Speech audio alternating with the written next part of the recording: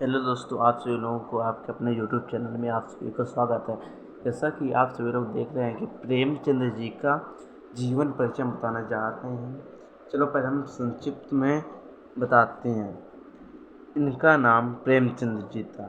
इनके पिता का नाम अजायब राय और प्रेमचंद जी का जन्म सन 1880 ईस्वी में हुआ था।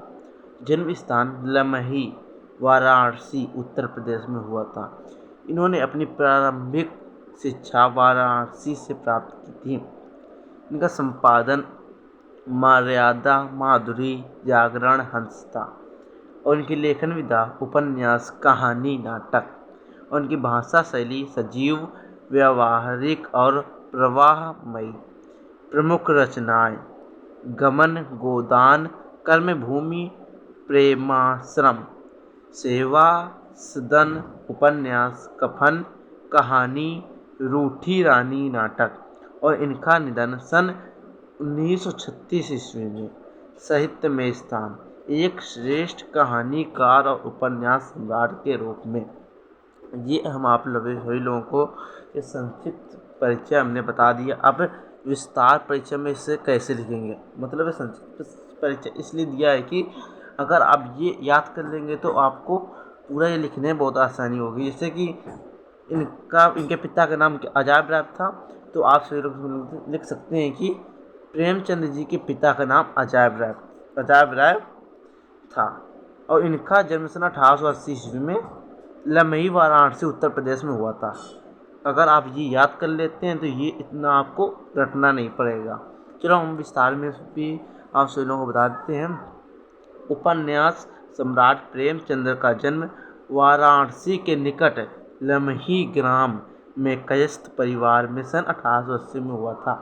मतलब प्रेमचंद जी का जन्म वाराणसी के निकट लमही ग्राम, मतलब एक कौन सा लमही ग्राम था और किस परिवार में? कायस्थ परिवार में। किस सन में? 1880 सन में हुआ था, 80 में।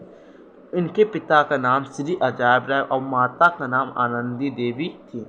इनके पिता का नाम अजायब राय और इनकी माता का नाम आनंदी देवी थी। बचपन में प्रेमचंद्र को पिता धनपत के नाम से और चाचा को नवाब राय के नाम से पुकारते थे। इनका विद्यार्थी जीवन आर्थिक स्थिति कमजोर होने के कारण ठीक प्रकार से व्यतीत नहीं हुआ। मतलब इनका विद्यार्थी जीवन आर्थिक कमजोर था, इसलिए ठीक प्रकार से व्यतीत नहीं हुआ।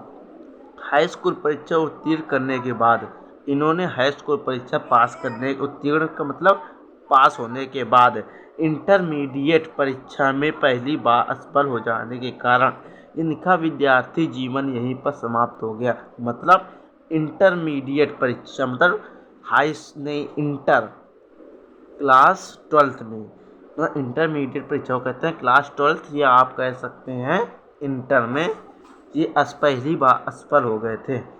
प्रेमचंद्र जी ने एक अध्यापक के रूप में कर्म क्षेत्र में प्रवेश किया। मतलब इन्होंने अध्यापक के रूप में एक कर्म क्षेत्र में प्रवेश किया। इसी पद के पर कार्य करते करते इन्होंने FA और BA की परीक्षा उत्तीर्ण की।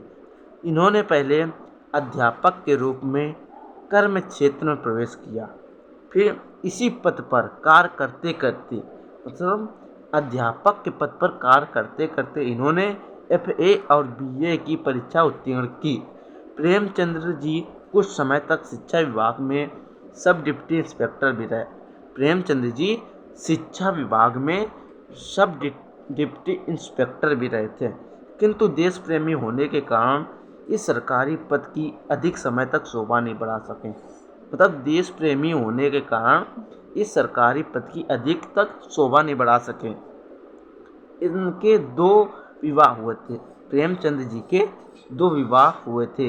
इन्होंने मारवाड़ी विद्यालय कानपुर और काशी विद्यापीठ के प्रधानाध्यापक के पद पर भी कार्य किया।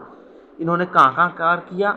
मारवाड़ी विद्यालय में और कानपुर में और काशी विद्यापीठ के प्रधानाध्यापक के पद पर भी कार्य किया।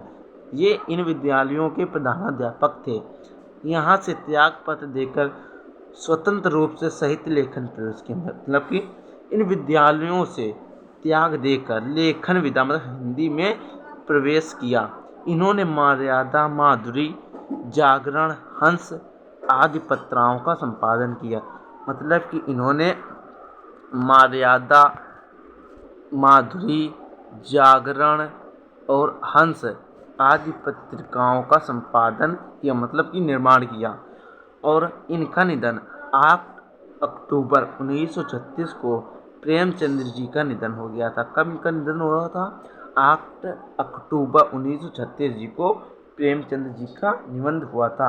ये था संक्षिप्त में, ये था विस्तार में। अगर आप संक्षिप्त में याद कर लेते हैं तो आपको विस्तार में याद करने के लिए जो इतना आए ये रटना नहीं पड़ेगा, पर थोड़ा सा केवल समझना पड़ेगा।